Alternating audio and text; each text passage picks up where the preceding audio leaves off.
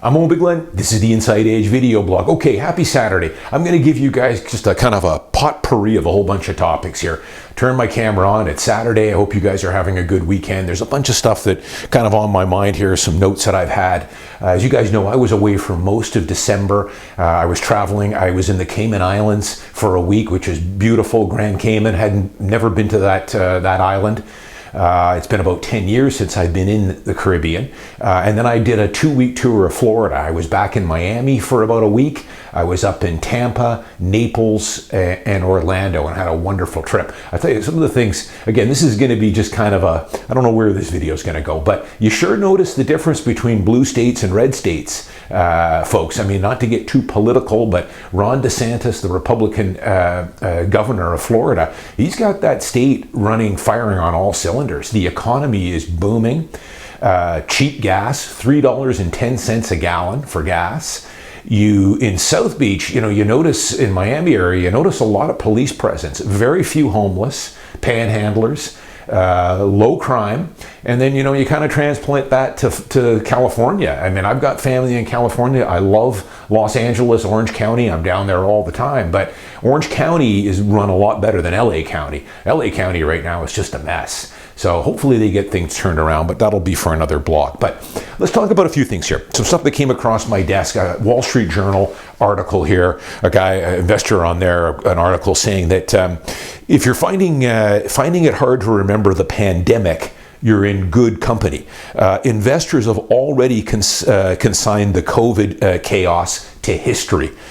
Someone who put $1,000 in the S&P 500 in December 2019, when the first infections occurred in Wuhan, China, and then reinvested the dividends, would have made a 6.8% annualized after inflation, or would have approximately $1,300 today from $1,000 initially. By the end of last year, that return is bang in line with the annualized return investors have received in the stock market since 1802. So in other words, it's just business as usual. And this is, so many times I pound this home to you guys, just buying the indexes, holding them, reinvesting the dividends, and you're going to do incredible. There's going to be some good years, bad years. I mean, since during the pandemic, of course, we had about a 35% sell-off, one of the sharpest I've ever been through. And then, of course, though, it recovered is one of the sharpest recoveries. So you just stay the course. The other thing I want to talk about a little bit was back in 2019, 2020, the hot investments at that time are all gone. They're done. They were turned out to be scams, just like I told you guys they would. One of them was NFTs, these non-fungible tokens. Now, these were all the rage back in 2020. I did several blogs on them telling you guys to stay away from these things. I talked about it on Twitter a little bit. It didn't make any sense. And there was an article in the Wall Street Journal just recently that the NFTs overall have lost 98%. They've basically gone to zero in the last 3 years. They were useless. They were worthless. The other thing that they talk a little bit about too, that I also did a video blog on back when the pandemic was at full height, was virtual real estate. Now, this had to be about the biggest scam going, and the Wall Street Journal did a number of articles on this, and the comment section was fantastic. People paying tens of thousands of dollars for a house in the virtual world, which you could recreate endlessly. And it just didn't make any sense. It's funny, in 2020, 2021, I think I've touched on this before, I get so many offers on sponsorship deals for my YouTube channel, and I've never taken a dime. I'm not interested. But I was absolutely inundated with NFTs, virtual real estate, and crypto. I still get the crypto.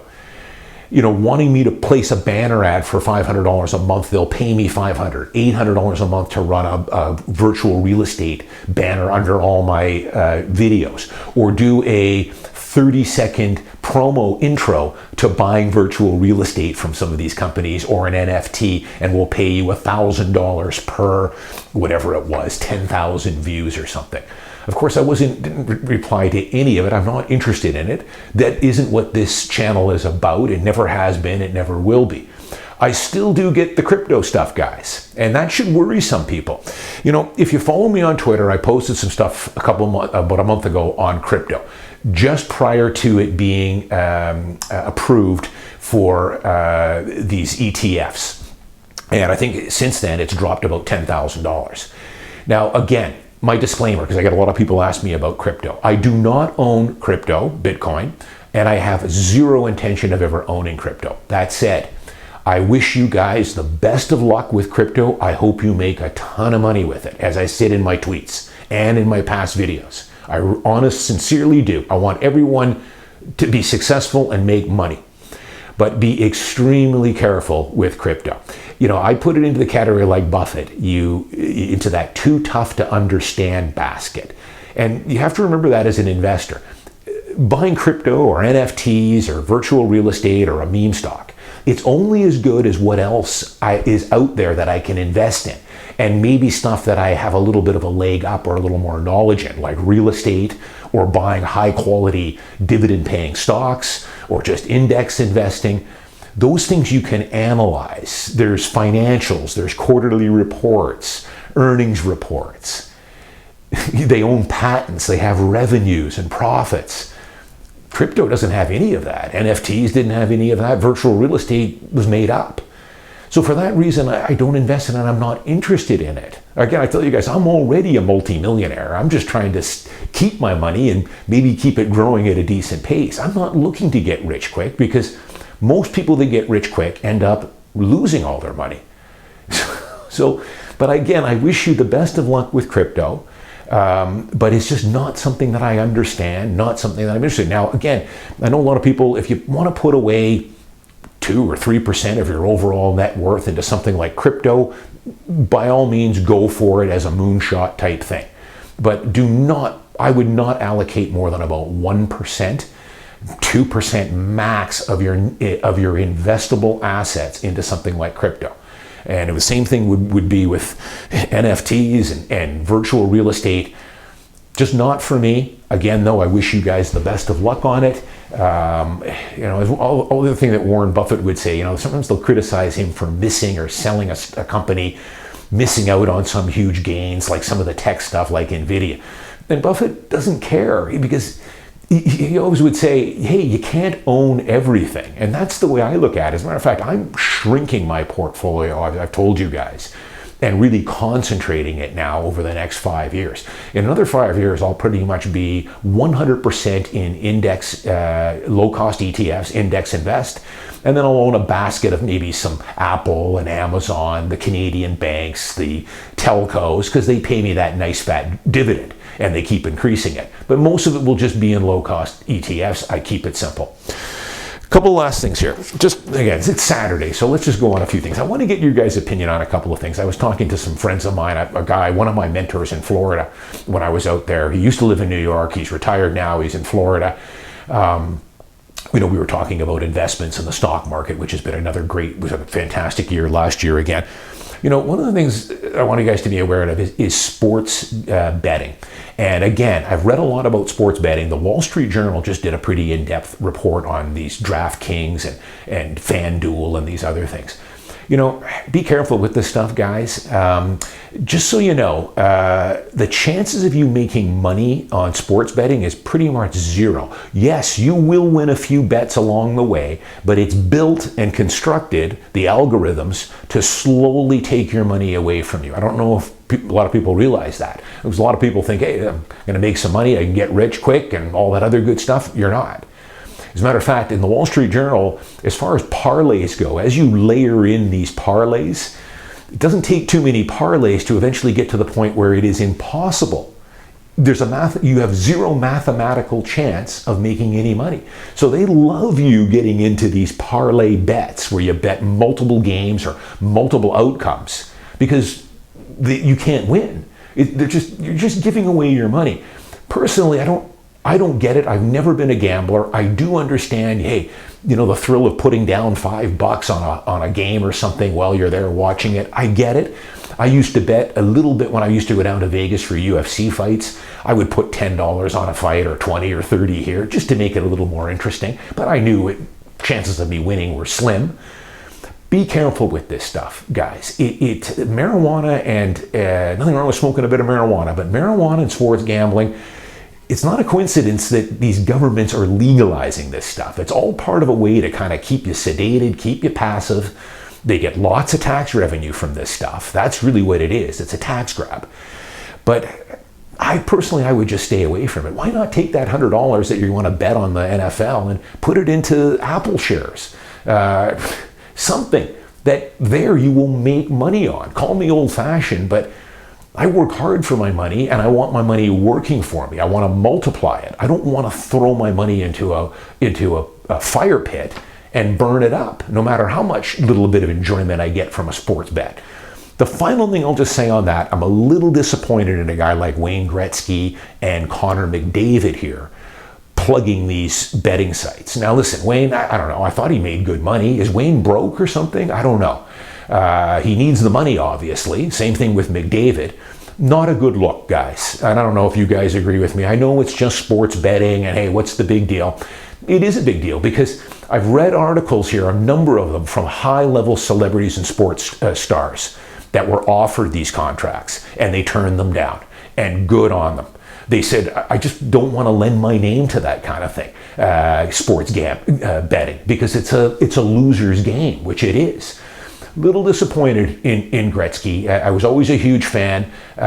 He went down a couple of notches with him plugging this stuff, along with Jamie Foxx, who's kind of a B-grade actor anyways, and he obviously needs the money. But I don't know. I think these guys probably need better agents. There's got to be some better stuff out there you guys can promote if you need the money than sports gaming. And you know, what's next? Marijuana maybe as well. I'm sure, you know, maybe Wayne would be open to that too. Maybe he already is. I don't know. Final thing here, just wrap it up here. In my travels, traveling around for 3 weeks, Florida, I was eating out a lot. I was in gyms, resorts. Hey, I live a nice lifestyle. There's no denying it. Rubbing shoulders. I stay in some pretty nice resorts. I stay at a lot of the Ritz-Carltons. I've got my wife is a high-level points collector in there, so that's great. I was at the Ritz-Carlton in Grand Cayman, beautiful resort. Ritz-Carlton in Miami, the Edition as well up in Tampa, which is a really nice boutique property. So, you know, you rub shoulders with a lot of people. These are higher-end properties, 4- and 5-star resorts.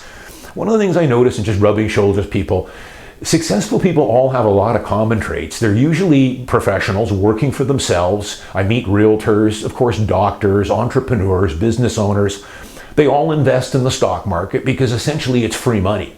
It really is free money if you know what you're doing. If you're just buying, if you're trading meme stocks and trading and speculating on stocks, day trading, well, that's how you're going to lose money. But they all understand the game. They all have the same stuff I have. They have the VTI, VU, the S&P 500, the VIG is a popular one, triple Qs, they all own Apple and Nvidia, Costco, we all hold the same stuff. The other thing I noticed from these guys, the other thing I've talked about is attitude.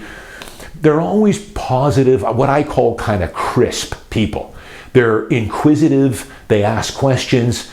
Their overall outlook on things is positive, optimistic. Doesn't mean they don't complain. Well, you know, I'll talk about a few little things here and there when I'm, you know, at the gym, or if I'm in the sauna with these guys, we strike up a conversation. But overall, their overall attitude is positive, optimistic. You have to have that, guys, if you want success. I don't know any successful people, and I'm fortunate enough to know a lot of them, who are doomsday, negative, pessimistic people. They are not. Most of them also do not watch the news. They get their news from other sources. They'll read the Wall Street Journal or whatever. They never want to get too deep into politics, and that is another one. Some of the stuff I see play out on Twitter and X, listen, I've got my political beliefs, but getting involved in this back and forth, these people screaming in these echo chambers, you're never going to convince someone to go over to the other side. If you don't like Trump, you're never going to convince someone to like Trump, and vice versa. If you don't like Trudeau, you're probably not going to convince someone to not like Trudeau anymore. They're in their own cocoons, most of these people, so don't even bother. It's just going to get wasted energy, wasted time. It's going to get you anxious, angry, envious, and all that other stuff. All the traits I don't want you guys to have. But in my travels, you know, just eating out and things like that, one of the things I noticed with people, for instance, I was at a Sweet Greens not long ago in New York City, which is a salad chain. It's an upscale salad bar. And I came across a guy who I thought, this guy's different. He made my salad. He was an optimistic guy. I started talking to him as he was constructing my salad. He's going to UCLA, business student. This was kind of a filler job for him, although it pays well. I think these Sweetgreen employees make about $18-20 an hour, plus benefits. So it's not a bad part-time job. But I was thinking to myself, here's a guy, he's enthusiastic, optimistic about the position he's in now, building my salad for me.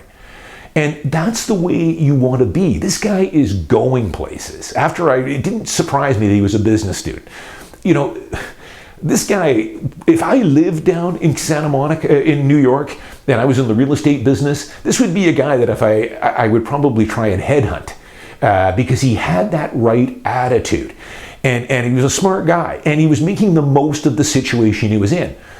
The opposite side of that, I see this so often that people are just miserable in what they're doing.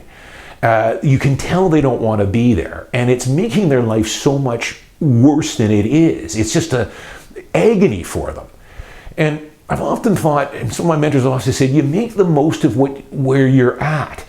It makes your time go a lot quicker, you enjoy it more, and who knows where it might lead. It would not surprise me at all if this young guy working at Sweetgreens with his attitude, a guy walks in and says, hey, I want to hire you, or what are you doing, or let me put you into my company or my training program. That's what I'm saying, is that attitude of his will open up doors for him.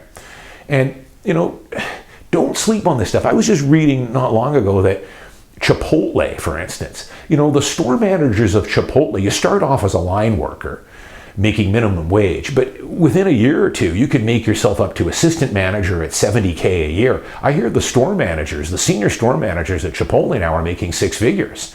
You want to get into regional manager, you can be making well over $175,000 a year, if that's what you want to do in the food service business. But they aren't dead-end streets all the time. But I can tell you that Chipotle isn't recruiting a guy to a assistant manager, to a store manager, to a regional manager if you've got a bad attitude and a bad outlook on things. That's not how it works. As I say, the guys that are getting promoted into these higher jobs, either there or Sweetgreen or Walmart managers or Costco, they can really start moving up the income ladder. But they're giving those jobs because they're observing you. The management is watching you. They're looking at you all the time, how you interact with customers. Do you show up to work on time? When you're at work, do you have your head down and you're doing your work and you're doing it enthusiastically? So it's something that I notice so much in my travels when I'm eating out or I'm at a gym or I'm grabbing a salad or going to Chipotle or something. These are the things that I observe, and I'm not the only one. I don't live in these cities, but I can tell you that there are some kind of high-level people that are in those cities that are observing these people, and it's not surprising these people kind of move up and have success. Good things happen to you, I guess is what I'm saying, when your attitude is right, when you're positive and optimistic. Because the alternative is got to be horrible. I would tell these people, if you dread that kind of work that much, and I see these guys all the time, for God's sake, quit. Get into something else. I don't know. I've done lots of blogs on that. Could only come from you, what your interests are and what motivates you. You've got to try and find something, of course, though, that you can monetize and make a living at. If I always use that analogy, if writing poetry is your love, well, that's fantastic, but it's probably going to be pretty tough to get paid writing poetry. So just some little things. It's Saturday. Thought I'd throw some of this stuff out. Love to hear your comments. Another guy that I was following on Twitter too, a nutrition guy that I follow quite a bit. I'm on his newsletter. He's a doctor. He's a background in nutrition, kinesiology, very smart guy. He recently came out with one of his newsletters. He said most people are walking around with a 6-shooter loaded with excuses. And this is absolutely true. Why I can't buy that house, why I can't save for retirement, why I'm stuck in this dead-end job that I hate and dread going in. I hate my boss. I can't stand my life. Well, you've got all kinds of excuses. They've got a loaded 6-shooter. They've got 2 at either hip. So you've got to get away from that. Change your attitude then, if that's the situation you're in. It only can come from you. I talk about it. It's called the mirror test. You've got to be honest with yourself, and nothing has changed over the last 100 years. It hasn't. Life isn't easy, but it is what you make of it. And remember that. Have a look at the people around you that are having some success. Emulate them. Start associating with those type of people and get away, from the people that aren't positive and optimistic. Final thing, Charlie Munger, I talked about him. He passed away, Warren Buffett's right-hand man. One of the things that he always used to stress, this is probably at the top of his thing when someone said, how do I get success or investing or whatever? Charlie used to say, get rid of the toxic people in your life. You cannot be around toxic, negative, pessimistic people. You must sever your ties from these people, whether they're family or you've known them for 15 or 20 years, too bad. And it's a little bit gruff and rough to do that, but he's right in a lot of ways. Those people are bringing you down to their level, whether you know it or not. And I can tell you that this young guy at Sweet Greens that had that attitude, you pick up on it immediately. And I see this so much. I had a guy training at Equinox not long ago in Santa Monica, and a guy that was working there that had that same crispness. And again, I just talked to him briefly. He too was going to school. He was doing some personal training at Equinox in between, but he enjoyed the work and he was making the most of it. And he's going to be going places too. But his attitude was right. You guys should just, and this is something that can be developed. It's something that you gradually work on. It doesn't come overnight. This is something that I worked on. But you gradually, through books and associating with people and getting mentors in your life, you gradually start to adopt these traits subconsciously. And the next thing you know, hey, you're like me, you're optimistic about everything, for the most part. It's can do. You're always going to have things that are hurdles that are thrown in your way, setbacks, disappointments, but they're in and out of my consciousness fairly quickly. They have to be, especially when you're in real estate. This is a tough career. Always lots of disappointments and rejections and all that other stuff. But you gradually, slowly work on developing this. And after 2 or 3 years, it's just ingrained in you. And good things start to happen to you. It's not luck. You're putting yourself in a position to get those good things to happen to you. I'm Owen Bigland. As always, thanks for watching. I'll see you guys next week.